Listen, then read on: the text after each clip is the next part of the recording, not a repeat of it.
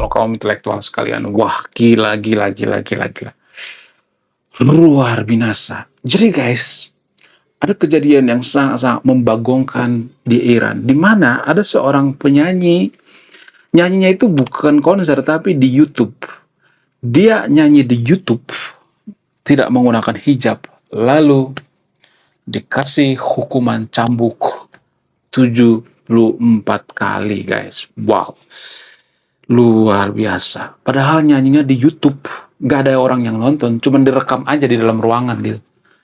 Ya, tapi dikasih hukuman cambuk 74 kali. Nah, yang jadi pertanyaan, kenapa harus 74 kali? Kenapa? Apakah karena pengaruh daripada 72 bidadari gitu? Saya cuma bertanya, jangan langsung kejang-kejang lonjotan berjamaah gitu dong. Ya, saya cuma bertanya gitu. Nah, yang jadi pertanyaan, kenapa Iran itu masih mengurusi yang namanya penutup kepala? Kenapa gitu? Apakah penutup kepala ini mempengaruhi Iran jadi negara maju gitu ya, jadi negara superpower gitu ya, menyaingi Amerika gitu ya. Mereka punya B2 spirit, mereka punya segalanya gitu ya, teknologi. Apakah itu mempengaruhi atau tidak? Kenapa ya Iran itu lebih mengurusi celana gitu ya. Ya mirip-mirip seperti yang ada di Konoha lah ya. Warga Konoha kan udah banyak seperti itu ya, udah banyak yang kerasukan gitu ya. Kerasukan agama gitu ya. Nah, yang jadi pertanyaan, apakah hal-hal seperti ini bisa bikin negara semakin terpuruk? Saya tidak akan menyimpulkan ya, Anda yang menyimpulkannya. Kemudian selain itu ya, tidak hanya penyanyi gitu ya.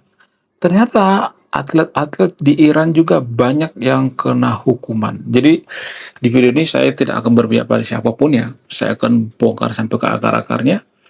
Dan kenapa hal ini terus terjadi di Iran, sementara mereka itu sudah dilanda perang gitu ya. Tapi masih aja mengurusi bentuk kepala. Dan apakah ini akan terjadi di Konoha? Ya, ini akan terjadi di Konoha kalau kita tidak nonton video ini sampai habis. Nggak bercanda.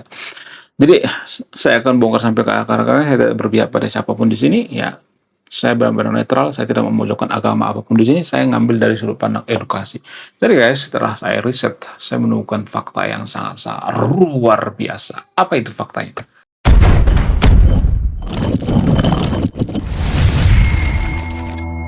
Jadi guys, setelah saya perhatikan, biasanya negara yang sedikit-sedikit agama, sedikit-sedikit bawa agama, negara yang kerasukan agama, negara yang mabuk agama gitu ya. Biasanya negara tersebut akan dipenuhi oleh para koruptor. Nah, yang jadi pertanyaan, kok bisa? Kenapa ini berkorelasi? Sangat berkorelasi. Karena gini ya, logikanya gini. Kalau masyarakatnya itu dibebasin misalnya, berpikir rasional ya, dalam berpakaian juga dibebasin asal sopan ya, maka masyarakatnya itu akan kritis.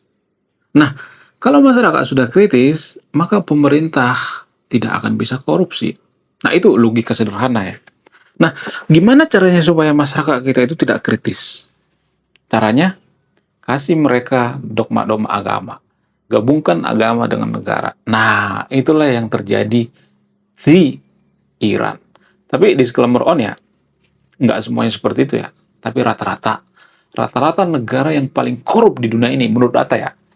Ya, jadi saya tidak berpihak pada siapapun di sini ya. Rata-rata negara yang paling korup di dunia ini seperti Sudan, Venezuela ya. Saya tidak berpihak pada siapapun ya. Mohon maaf bagi teman-teman Kristen ya. Kemudian Iran juga salah satunya ya paling korup ya. Pokoknya negara-negara yang ini deh ya, negara-negara yang terpuruk gitu ya. Afghanistan, Suriah, dan lain sebagainya. Itu adalah negara yang paling korup gitu ya. Nah, jadi itulah alasan kenapa orang-orang Eropa itu nggak tertarik dengan agama, karena mereka berpikir negara yang religius itu biasanya banyak koruptor gitu. Ya, jadi kalau kita nih ya ceramahin orang-orang Eropa gitu, kita dakwahin, oh kalian itu ya harus masuk surga, ya kitalah keselamatan. Mereka nggak peduli ya, nggak peduli. Karena mereka masyarakat yang pembaca. Ya sebelum kita ceramahin mereka, mereka sudah tahu bahwa negara-negara yang religius itu rata-rata korup. Ya, jadi ini logis guys ya.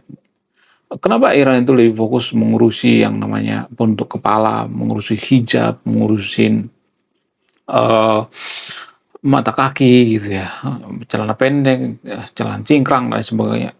Kenapa? Karena ya supaya masyarakatnya itu terkungkung oleh dogma. Nah, kalau sudah terkungkung oleh dogma ya, jadi itu semacam penjara guys ya. Dogma itu kan semacam penjara ya. Ya kan? Penjara tanpa jeruji ya.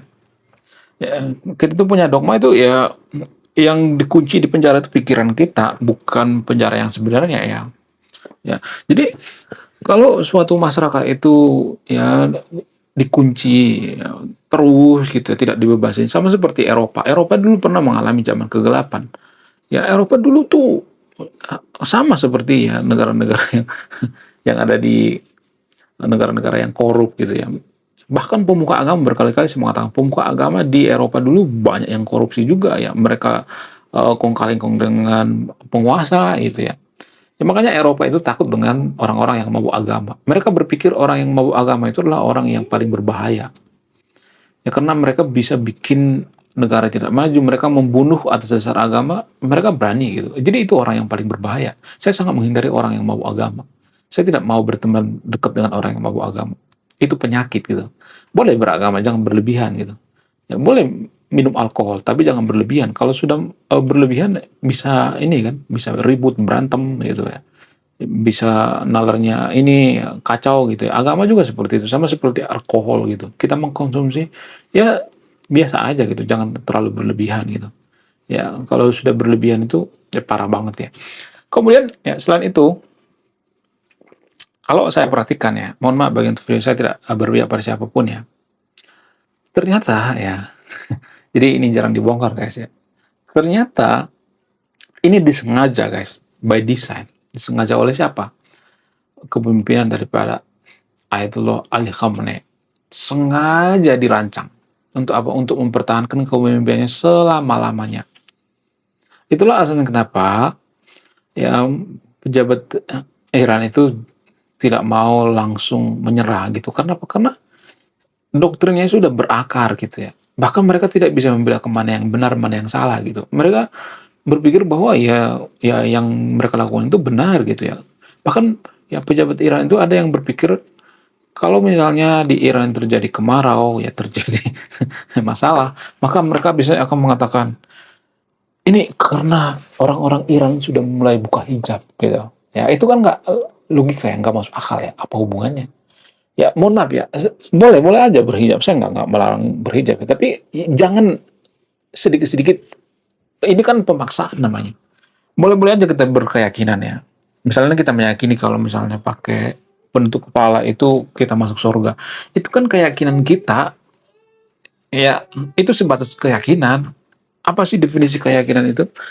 Definisi keyakinan itu kita percaya suatu hal itu walaupun tidak terbukti secara ilmiah. Nah, kalau misalnya nih ya kita meyakini bahwa dengan menggunakan hijab maka negara kita makmur. Apakah itu bisa dibuktikan secara ilmiah? Nggak bisa. Apakah itu keyakinan? Yes, itu keyakinan. Keyakinan siapa? Keyakinan sebagian orang, bukan semua orang gitu. Tapi kita memaksakan keyakinan kita ke keyakinan orang lain. Itu kan permasalahannya. Itu yang tidak bisa diterima oleh orang-orang Amerika, orang-orang Eropa gitu.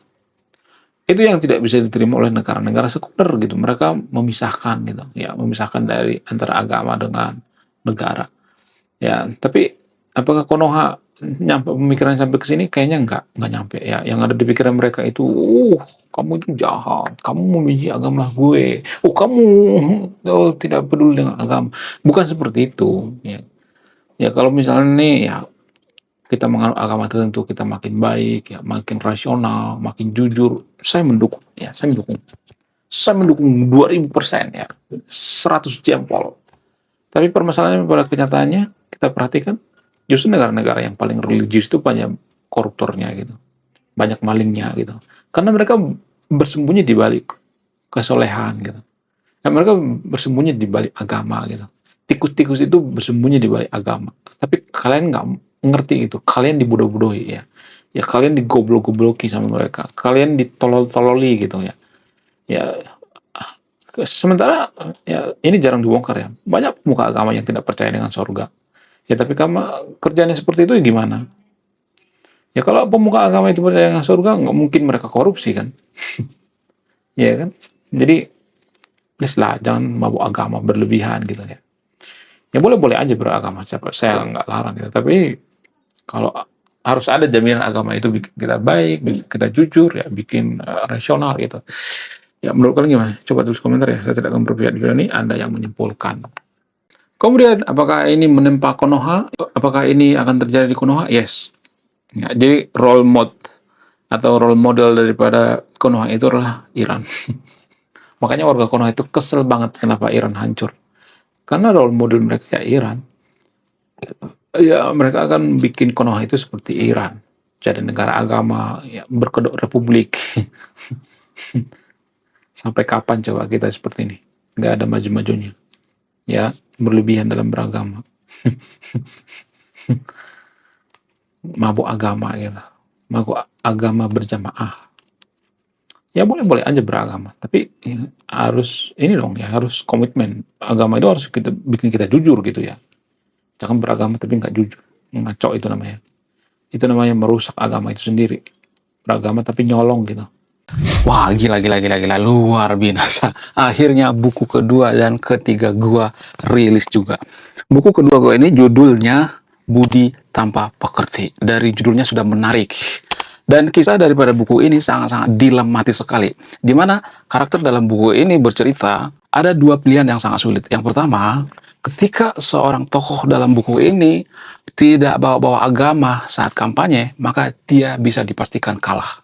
Tapi ketika bawa-bawa agama dalam kampanye, ketika dia bawa-bawa kalimat insya Allah, maka dia bisa dipastikan menang. Nah, yang jadi pertanyaan, kalau Anda di posisi karakter dalam buku ini, mana yang Anda pilih? Ini temanya sangat cocok dengan tema channel ini, bahas tentang agama. Kemudian tidak hanya ini juga menarik guys ya, Tanah Luka.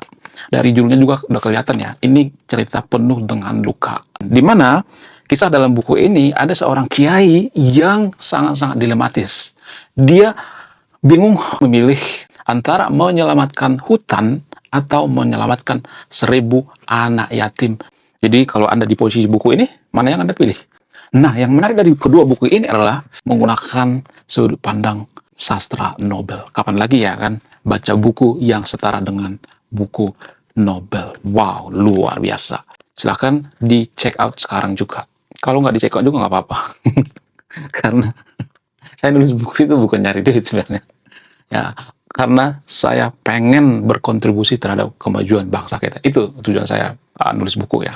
Jangan lupa, link pembeliannya ada di pin komentar video ini. Iya kan? Menurut kalian gimana? Coba tulis komentar ya. Kita akan berbeda di video ini. Anda yang menyimpulkan.